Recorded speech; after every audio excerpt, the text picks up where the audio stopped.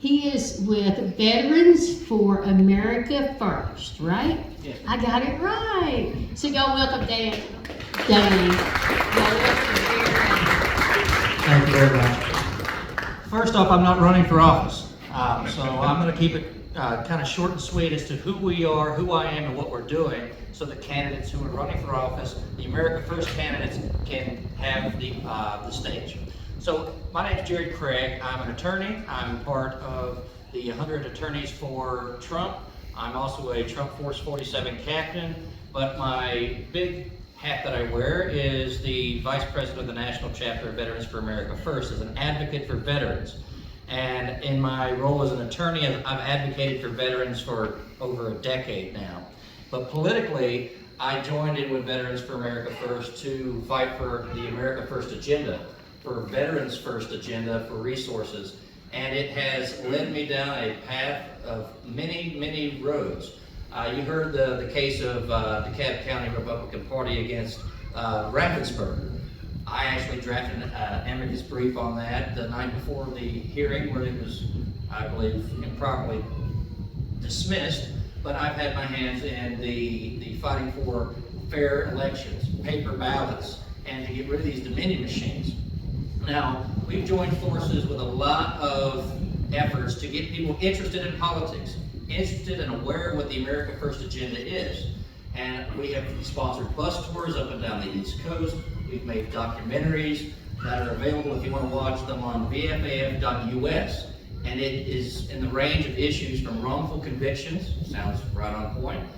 We even did a border invasion, American crisis documentary, where I went in with a group of candidates and people in Mexico and firsthand saw what was happening in Eagle Pass, Texas, basically last year at this time. And we've recently put out the VFAF Veterans for Trump, the movement, which illustrates the history of veterans in this country being conservative Republicans and supporting the America First agenda. So with all that being said, that's built up for getting people registered to vote, getting people out to talk about things, giving people talking points, so when you are confronted with someone from the left or someone who's just in the middle, you have something to talk about. That changed as of October 7th, when the registration in Georgia deadline hit.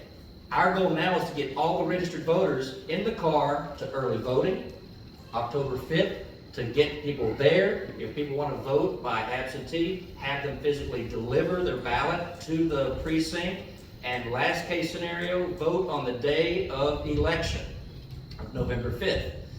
You've heard all the numbers. We are underrepresented by those who are registered, those who agree with us, and those who seem to be an easy vote. And what I have coined the phrase of politics of the porch, it builds a relationship with your neighbors.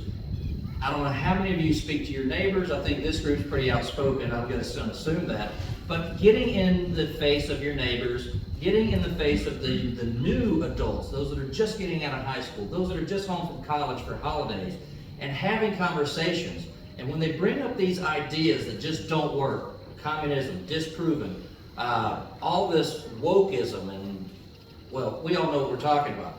Force them to explain how that benefits our country and how it's going to work.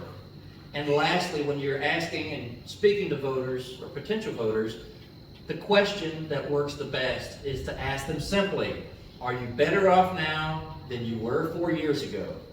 On energy, on food, on everything that we spend our money on, we are hitting inflation rates above what they're saying. It's probably closer to 20-25% on those essential items that they're leaving out of the numbers.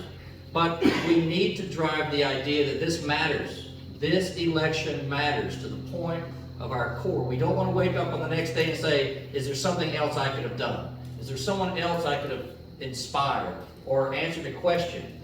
Because at that time, you're done. And this election is going to have some consequences. I'm hoping they're good consequences for us and bad consequences for the wrongdoers. And those that have steered us into the depths of the DC swamp, and all of the issues that we are just dumbfounded on what the Democratic Party's been allowed to get away with. So with that being said, we asked for the support of all America First candidates up and down the ticket. Not just Donald Trump, but we need people to endorse it, well, not in Georgia for Senate race, but House representatives. And down to the state representatives, state Senate, like Marty Harbin and Beth Camp at the state representative level, all the way down to your county commissioners. And don't forget about the down ballot candidates, even as the school board level, because all politics is local. And that's why I think the politics of the porch is really what matters. So with that being said, it's my pleasure to introduce a good friend of mine and the next U.S. Congressman from Georgia's 3rd Congressional District, Brian Jack.